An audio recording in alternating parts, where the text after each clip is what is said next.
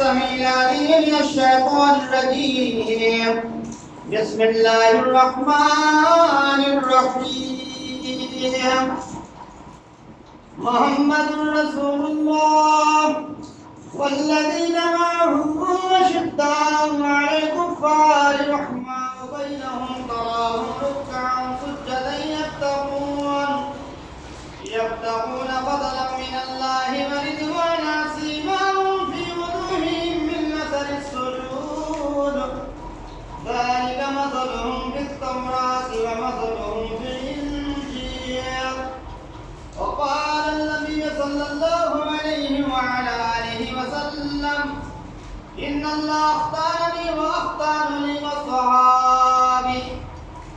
وقال النبي صلى الله عليه وسلم من يرد الله به خيرا يفقهه في الدين. رب اشرح لي صدري ويسر لي امري واحلل عقدة من لساني يفقهوا قولي. رب زدني علما اللهم رب زدني علما. آمين.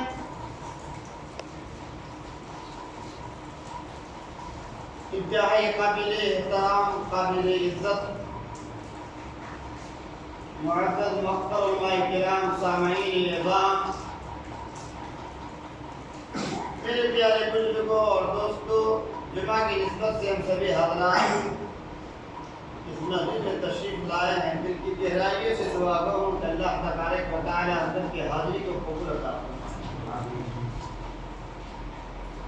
خطبہ مسنہ کی بات قرآن کریم سے ایک چھوٹی سی آیت کریمہ ہم نے آپ کے سامنے پیش کیا.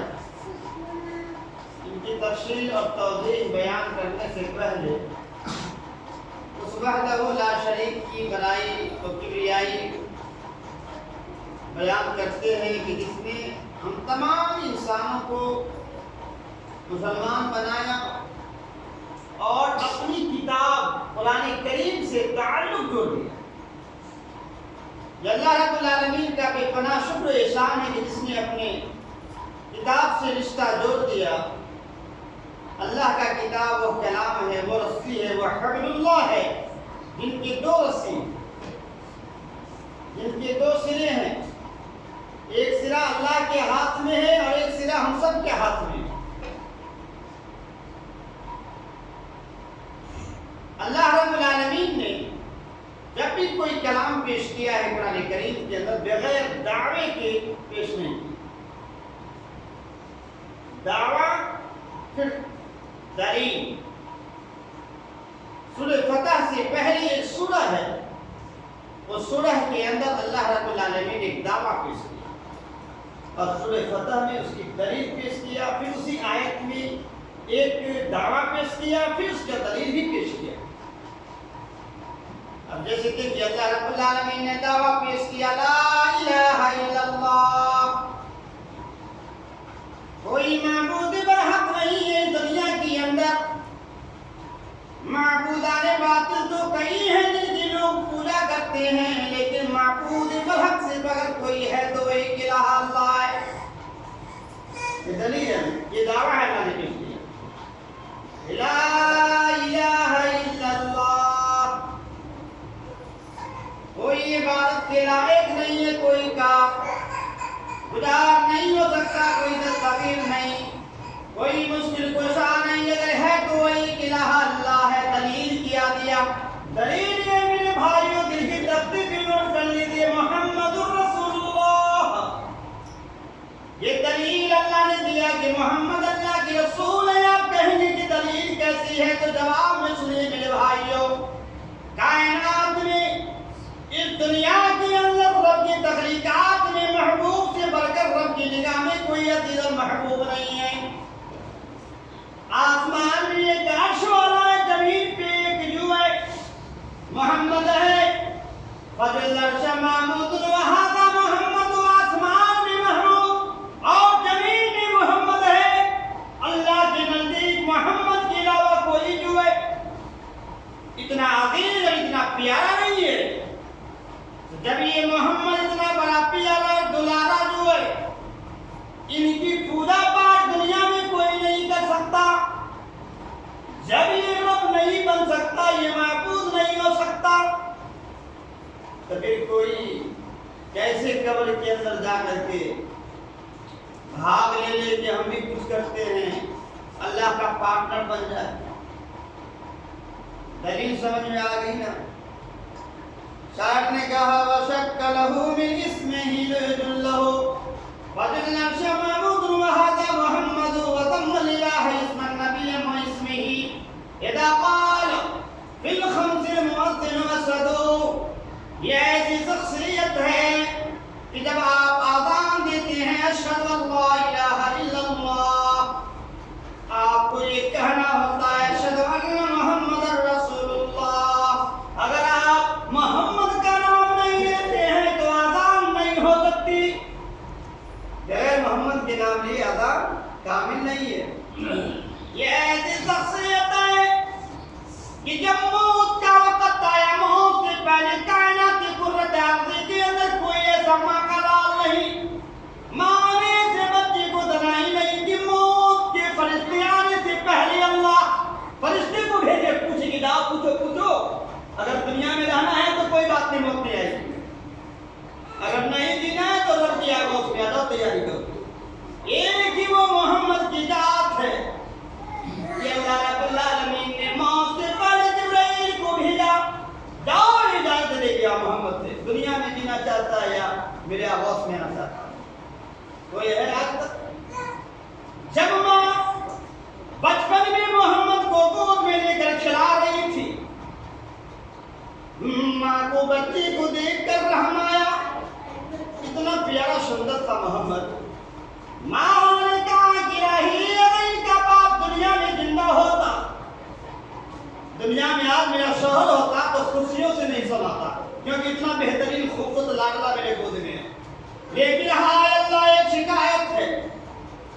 کیسی شکایت؟ فرمایا کہ میرے مولا میں تو عورت جات ہونا گھر سے باہر نہیں نکل پا رہی ہوں، اگر میرے بچے کو کھلونے کی ضرورت پڑ جائے تو کھلونا میں کہاں سے لا کے دوں گی، اگر میرے بیٹے محمد کو مکہ کی گلیوں میں گھومنے کو دل کرے گا تو میں کیسے گھماؤں گی؟ اور آواز آئی کہ آمنہ تیرے گود میں جو بچہ پل رہا ہے اگر کھلونا مانگ دیا تو سونا، جب تیرا بیٹا انگلی کا اشارہ کرے گا چاند کو دو ٹکڑے کر دوں گا، جب گھومنے کو دل کرے گا مکہ کی گلیوں میں تو لوگ تو گھومتے ہیں زمین پر نہ، آسمان کے نیچے زمین کے اوپر تو کچھ لوگ گھومتے ہیں، لیکن جب یہ تیرا بیٹا گھومنے کو دل کرے گا تو ساتویں آسمان پہ گھما دوں گا، ڈرا فتح اللہ کعبہ کو حسین کے مقام پہ پہنچاؤں گا، ساتواں آسمان کے دروازے کھول دوں گا، پوری دنیا حیران ہو جائے، امریکہ جرمن روس فرانس پہلا آسمان کے دروازے کو کھول کر دوسرے پہ لے جا سکتا ہے، قیامت تک نہیں۔ لیکن میرا نبی 1400 سال پہلے ساتوں آسمان کو پار کیے ہوئے جنا فتح اللہ کے مقام پہ پہنچے۔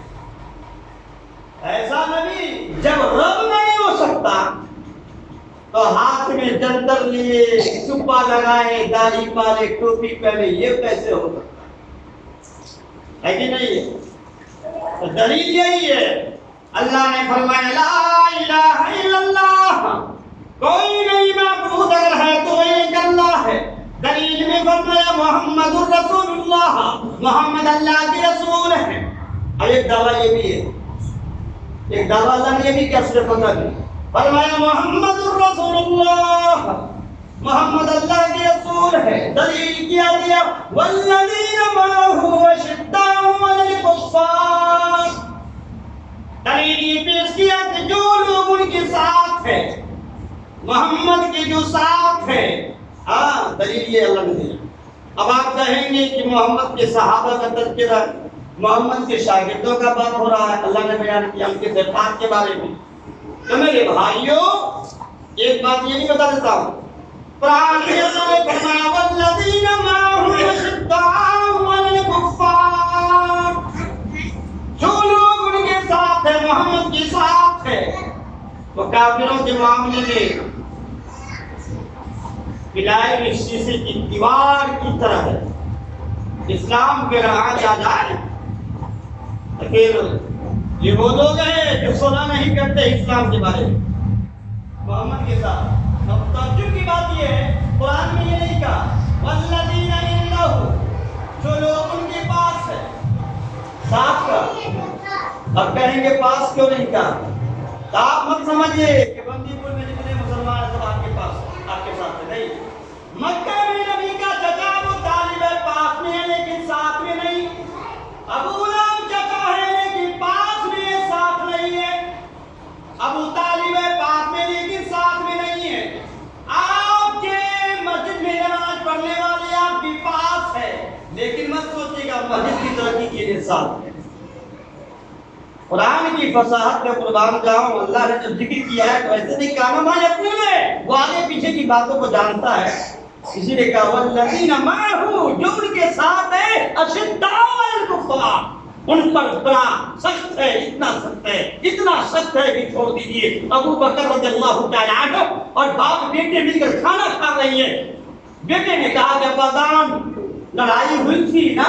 کہا ہاں بیٹا، آپ میرے تلوار کے نیچے 3 مرتبہ آئے، میں باپ سمجھ کے چھوڑ دیا۔ ابو بکر نے کہا خدا کی قسم اگر میری تلوار کے نیچے تم آتے تو میں تجھے معاف نہیں کرنا۔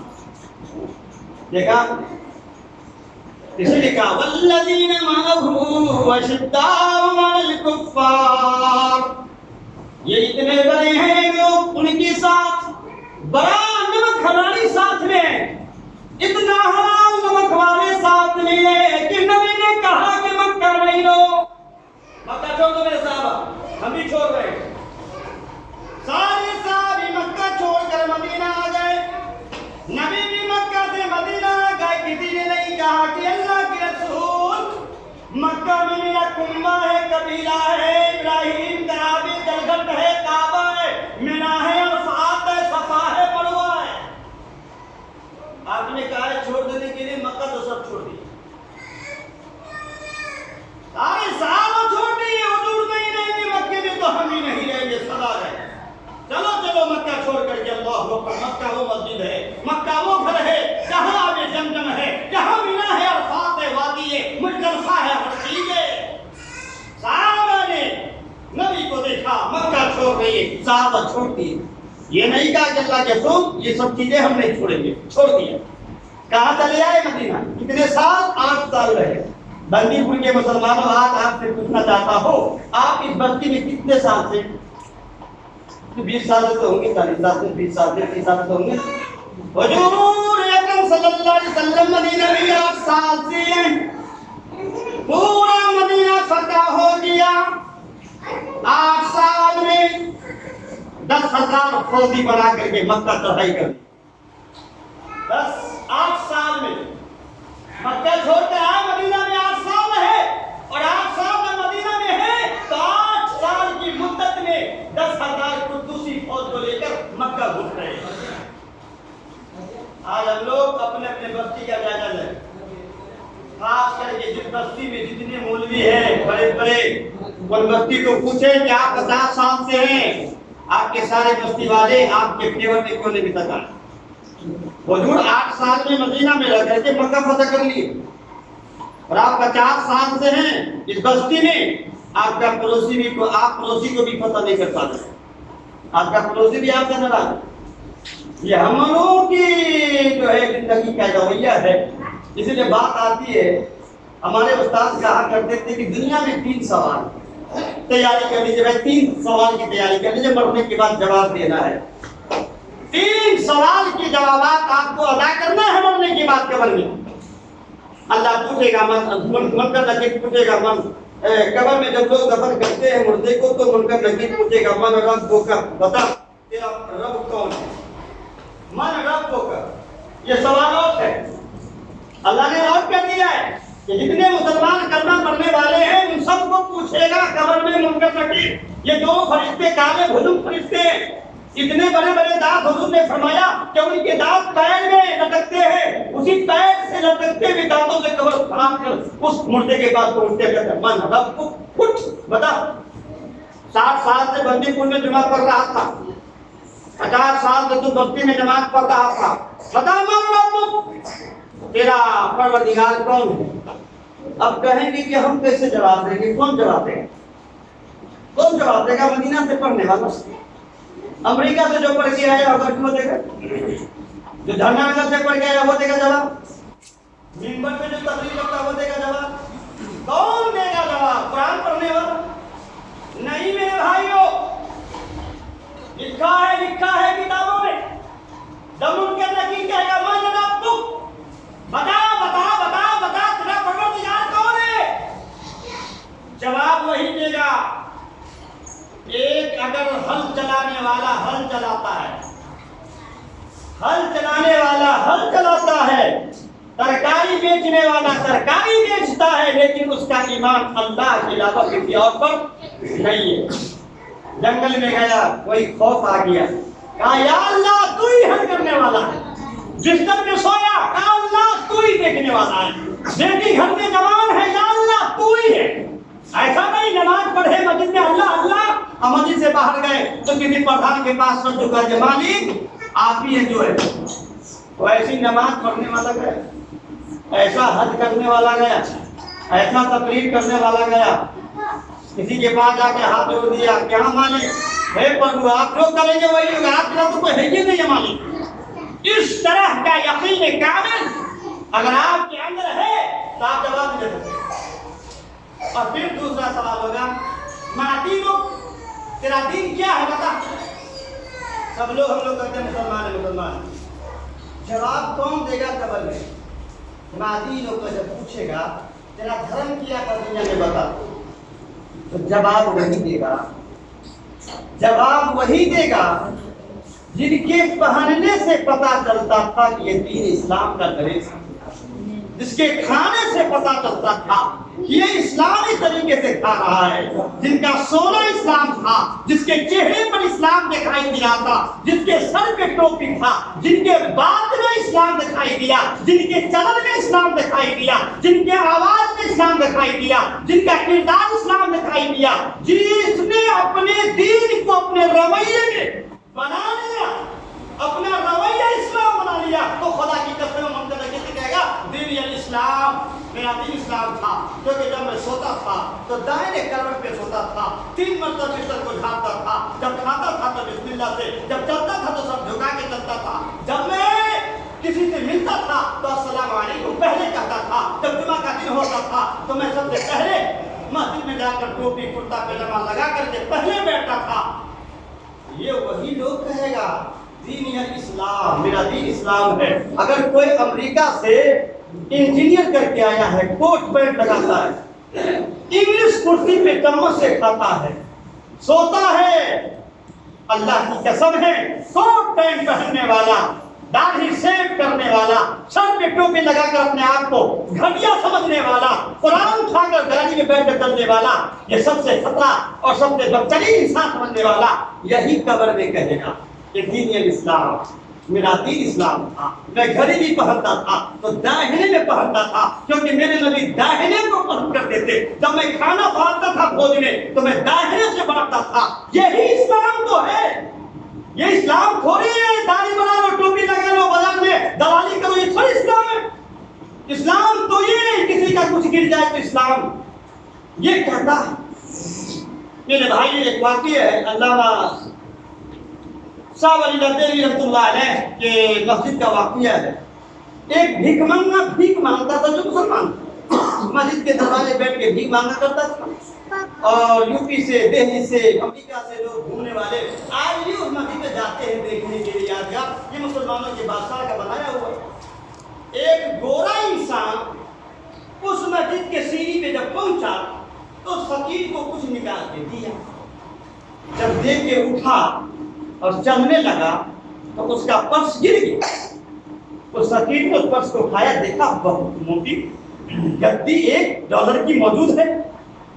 وہ انسان بھیڑ میں چلا گیا اور یہ فقیر اس گدی کو دیکھنے لگا، وہ انسان نظر سے ادھر ہو گیا، وہ دے نہیں پایا، وہ رکھ لیا اپنے پاس کہ چلو بھیا کس کا ہوگا کر لے جائے۔ آخرکار وہ گڈی، وہ پرس اس فقیر کے پاس 1 سال تک رہ گیا، کوئی پوچھنے والا نہیں ہے، اور نہ اس نے اس کو دیکھا۔ 1 سال کے بعد پھر وہ ٹورسٹ جو ہے آیا تو کہا کہ چلو ہم ہر سال آتے ہیں تو اس مسجد میں جاتے ہیں گھومنے۔ چلا جب گیا اس فقیر کی نظر پڑی تو دوڑتے اوپر اٹھا کے لایا، کہا کہ صاحب یہ آپ کا پرس ہے۔ وہ حیران ہو گیا، کہا اگلے سال میں جو آیا تھا وہی پرس آج تو مجھے واپس کر دے، تم نے کیوں نہیں خرید لیا بنگلے گاڑی گھوڑے؟ کہا کہ سر مانگتا تو ضرور ہوں لیکن مسلمان ہو، قیامت کے دن میں نہیں یہ چاہتا ہوں کہ میرا نبی تیرے نبی کے سامنے سر جھکا دے اور تیرا نبی یہ کہہ دے عیسی اللہ کہ محمد تیرے امتی نے میری امتی کا پس لائے گا۔ میں مانگتا تو ضرور ہوں لیکن مسلمان ہوں، میں اپنے نبی کو قیامت کے دن جلیل ہوتے ہوئے، میں اپنے حرکت کے سے رسوا ہوتے ہوئے نہیں دیکھا جاتا ہوں۔ یا آپ کا پس اپنا واپس لے لیجیے۔ اس نے کہا کہ اللہ کی قسم ہے آج بھی ہندوستان کے مسلمان محمد کی ماننے والے ہیرے اور جواہر موجود۔ تو آپ نے دیکھا اسلام بھکاری میں نظر آیا، آپ نے دیکھا اسلام اس کوٹ پینٹ والے میں نظر نہیں آتا، آپ نے دیکھا وہ اسلام کسی انجینئر میں آتا ہوگا، ایک بھکاری میں آیا۔ اسی لیے اسلام جو ہے کہے گا ماں دینو، تیرا دین کیا تھا بتا، وہی کہے گا۔ جو جمعہ کو روزانہ غسل کر کے مسجد میں آتا ہے کرتا پاجامہ خود کو لگا کر کے، ایسا نہیں کہ جمعہ کو لوگ منہ اٹھا کر کے چلے آئے مسجد میں۔ جمعہ کے دن مسجد میں اچھا لباس انتخاب کرو، گھر میں جس طریقے سے تم انتخاب کرتے ہو۔ کیا سسرال جانا ہے، سسرال کے لوگ یہ نہ کہیں کہ فلاں کا داماد جو ہے کیسا بدترین کپڑا پہن جاتا ہے، جیسے داماد بن کر کے جاتے ہو ایسے محمد رسول اللہ صلی اللہ علیہ وسلم کے امتی ہونے کے ناطے اللہ کے گھر میں ایسے ہی سر ڈھک کے آؤ کہ اللہ تمہاری اداؤں کو دیکھ کر کے اللہ خوش ہو جائے۔ اور پھر تیسرا سوال ہوگا جو عجیب و غریب سوال ہے، وہ سوال کیا ہے؟ ما كنت تقول السنة في هذه الرجل۔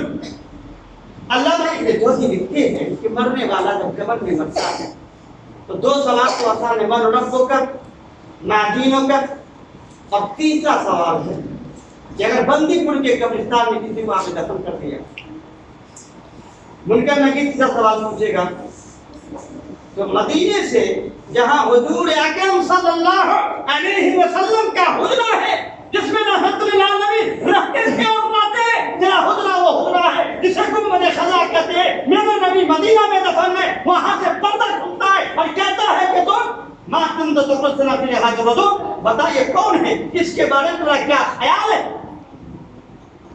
اب کہیں گے کہ بندی پور والے نے مکہ بھی نہیں کیا، مدینہ بھی نہیں کیا، نبی کو دیکھا ہی نہیں تو کیسے پہچانے گا یہ نبی ہے؟ لیکن سوال تو بنتا ہے، ابو لہب مر گیا، ابو جہل مر گیا، نبی کو دکھایا گیا، پوچھا ابو جہل یہ کون ہے؟ میں نہیں جانتا کون ہے۔ کم وقت کمینے تم سے پوچھے پتھر تم منع کرتا تھا، ابو لہب تو کہتا میں نہیں جانتا محمد کو کون ہے، ارے تیری بیوی کاتے بچھا دیتی تو کہتا نہیں جانتا۔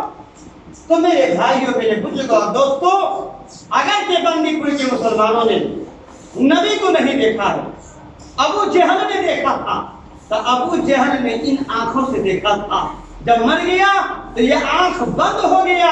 بندی پور کے مسلمانوں نے، نیپال کے مسلمانوں نے نبی کو ان آنکھوں سے نہیں دیکھا، جب مرتا ہے تو دل کی آنکھوں سے دیکھا۔ اس سے دل کی آنکھوں سے، تو ہمارے دل میں نبی کے علاوہ کسی کا ڈیرا ہی نہیں ہے۔ ہم نے ان آنکھوں سے نبی کو نہیں دیکھا ہے، ان آنکھوں سے دیکھا ہے، تو مرنے والا پہچان لیتا ہے یہ میرا محمد رسول اللہ تو ہی ہے جو 7 سال سے میں اپنے سینے میں محمد کا نام سدا کے رکھا تھا، جب بھی کہیں جاتا صلی اللہ علیہ وسلم کا ورد کیا کرتا تھا۔ تو یہ نعرہ ہے۔ تو صحابہ کی مثال میں بتا رہا تھا کہ میرے محمد رسول اللہ صلی اللہ علیہ وسلم کی صحابہ وہ تھے کہ جس نے آپ کا ساتھ نہیں چھوڑا۔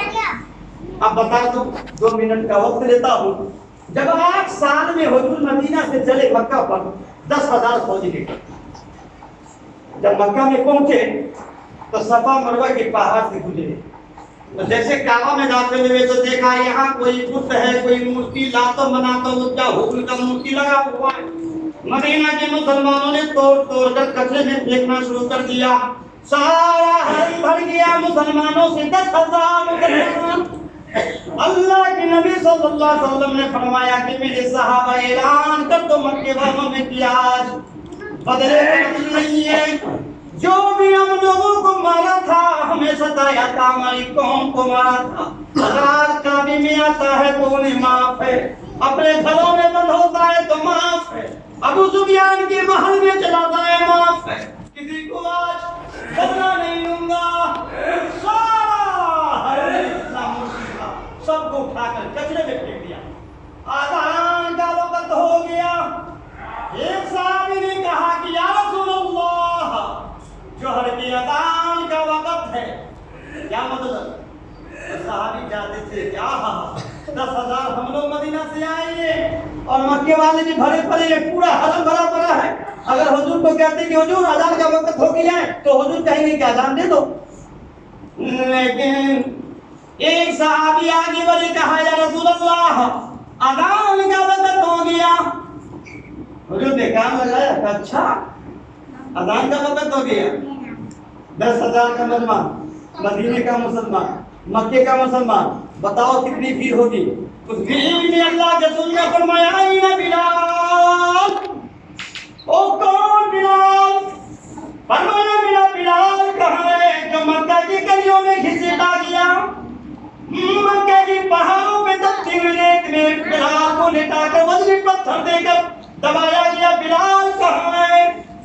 فرمایا بلال، وہ بلال جو مجھ سے بھی آگے جنت میں یہ خرابی کی آواز ہے، بلال صفوں کو چیختا ہوا آیا، لبیک لبیک یا رسول اللہ میں حاضر ہوں، فرمایا بلال تم اذان دو، فرمایا حضور مدینے میں تو ایک جگہ آپ نے چن دیا ہے جہاں میں کھڑے ہو کے اذان دیتا ہوں، یہ تو نئی جگہ ہے مکہ، یہاں کہاں پہ اذان دوں؟